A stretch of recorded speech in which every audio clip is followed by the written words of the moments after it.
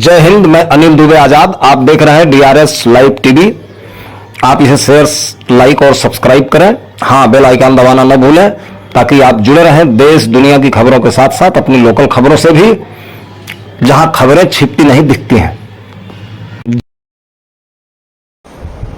तो बरसों से लोग देख रहे थे, किंतु आज का वर्तमान का जो नारा है,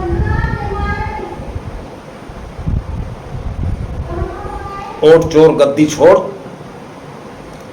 इतना लोकप्रिय नारा दशकों में पहली बार जो गांव-गांव, घर-घर, एक-एक लोगों की जबान पर पहुंचकर लोकप्रियता प्राप्त किया है। इस नारे से परेशान वर्तमान की सत्ता के गलियारे में बैठे लोग हिटलर शाही की पराकाष्ठा पार करने पर उतारू हो गए। हम सवाल आपसे पूछना चाहते हैं कि क्या रायबरेली में विपक्ष के नेता को रोकने के लिए भारतीय जनता पार्टी की और खासकर योगी की पुलिस जिस तरह से सत्ता की मलाई चाटकर उसी पार्टी से निकले वहां के मंत्री जो आज विपक्ष में हैं,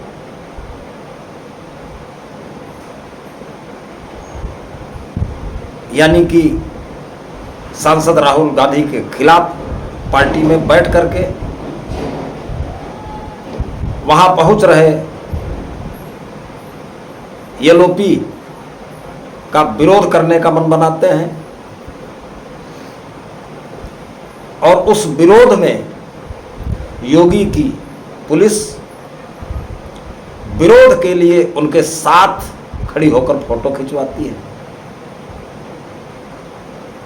जो निहायत ही शर्मनाक। सवाल समझने का यह है कि वहां एक प्रत्याशी के खिलाफ दूसरा प्रत्याशी जो लड़कर हारा था,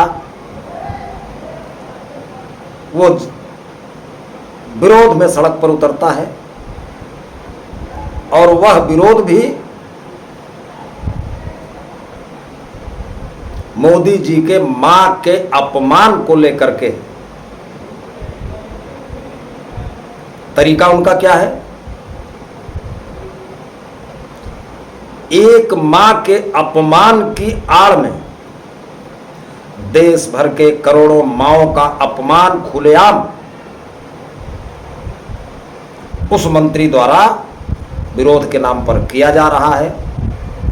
क्या जनता इतनी मूर्ख है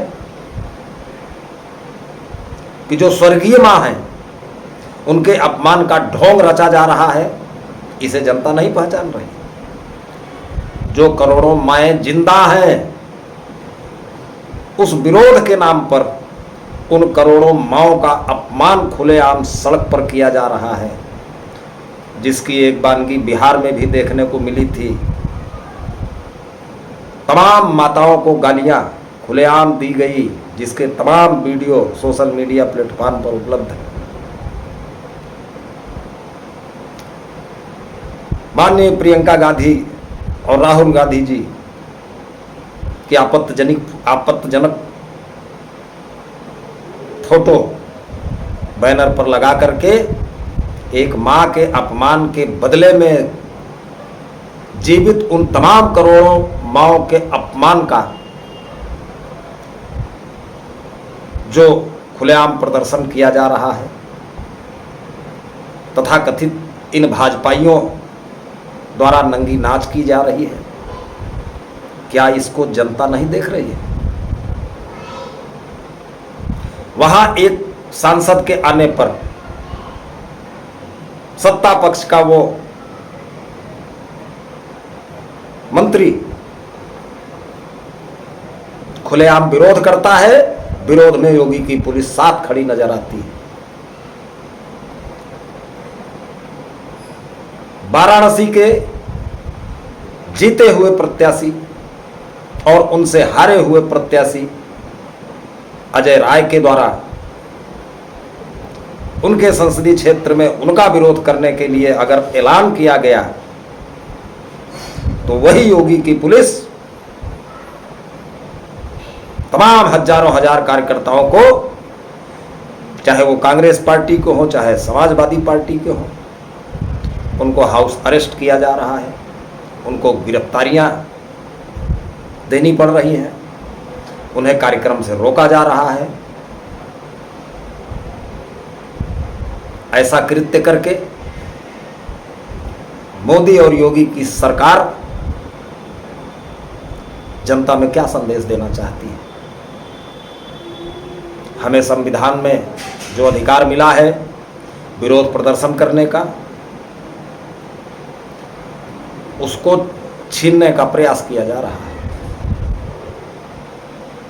और इससे दूसरी बात यह भी परिलक्षित होती है कि कहीं न कहीं मोदी और योगी, इन दोनों के मन में ये भय व्याप्त हो गया है,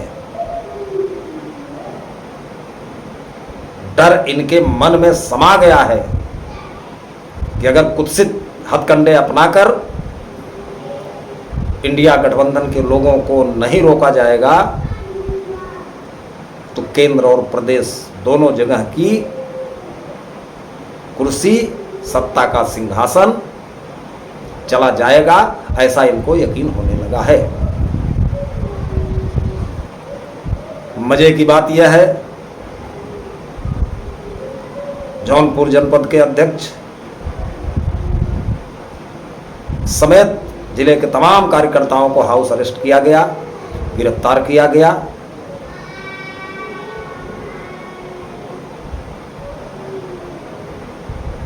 बावजूद इसके कांग्रेसियों में उत्साह कम नहीं हुआ है। और मैं ऐलान कर रहा हूं कि मैं योगी की पुलिस, मोदी की पुलिस से न डरा था, न डर रहा हूं, न आने वाले समय में डरूंगा। तथाकथित अंधभक्त इस बात को जानते हैं और आने वाले समय में जान लें, कांग्रेस केवल पार्टी नहीं है, कांग्रेस एक विचारधारा है। और आज ये गली गली में नारा ये भी उसी स्पीड से चल रहा है कि राहुल नहीं ये आंधी है, नए भारत का गांधी है। साथियों, ये अपील मैं इसलिए कर रहा हूं कि इनका दोहरा चरित्र, भारतीय जनता पार्टी का डबल स्टैंडर्ड अब जनता जान गई है। अब इनके जुमलों में और इनकी कपोल कल्पित बातों में जनता नहीं आने वाली है। आज मीडिया का क्या हाल कर दिया है। भाजपा के सत्तासीन होने के बाद एक एक साथी मीडिया कर्मी डर के साये में जी रहा है। ईमानदारी से सच बात को सच कहने का साहस नहीं जुटा पा रहा है। उसके पीछे मैं तो ये कहता हूं कि इमरजेंसी वो नहीं थी जिस पर कांग्रेस को बदनाम किया जाता है। आज घनघोर हिटलरशाही और इमरजेंसी से भी बदतर स्थिति वर्तमान की सरकार द्वारा सामने दिख रहा है। सूर्यास्त होगा, इनका भी सूर्यास्त होगा। कभी न सूर्यास्त होने वाले जब अंग्रेजों को इसी कांग्रेस की विचारधारा के लोगों ने परास्त किया,